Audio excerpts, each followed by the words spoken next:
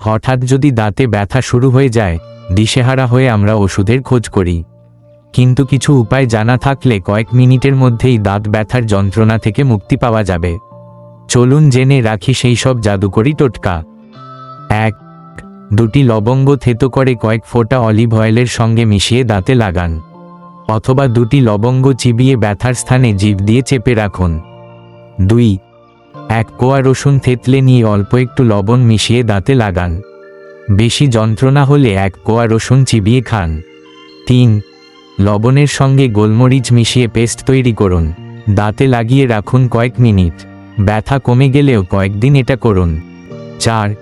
1 টুকরা কাঁচা পেঁয়াজ চিবিয়ে খেয়ে নিন, যদি বেশি ঝাঁঝ লাগে তবে দাঁতের ওপর পেঁয়াজ চেপে রাখলে আরাম পাওয়া যাবে। 5. আধ চা চামচ হিং গুঁড়ো 2 টেবিল চামচ লেবুর রসের সঙ্গে মিশিয়ে দাঁতে লাগান, 2 মিনিটেই ব্যথা শেষ। 6. দাঁত, মাড়ি, গলার ব্যথা কমাতে খুব ভালো কাজ করে লবণ পানি। 1 গ্লাস অল্প গরম পানিতে 1 চা চামচ লবণ মিশিয়ে কুলকুচি করুন। 7. পেয়ারা পাতা দাঁত ব্যথায় দারুণ উপকারী, 2টি পেয়ারা পাতা চিবিয়ে ব্যথাওয়ালা দাঁতে চেপে রাখুন, আরাম পাবেন। 8. তুলায় কয়েক ফোঁটা ভ্যানিলা এক্সট্রাক্ট নিয়ে দাঁতে চেপে ধরে রাখুন। 9. দূর্বা ঘাসের রস দাঁতের ব্যথা কমাতে পারে, এটা দাঁতের স্বাস্থ্য ভালো রাখতেও সহায়তা করে। 10. সবশেষ উপায় হলো বরফ, হাতের কাছে কোনো কিছু না পেলেও যদি শুধু বরফ পাওয়া যায় তবে কাজ হবে।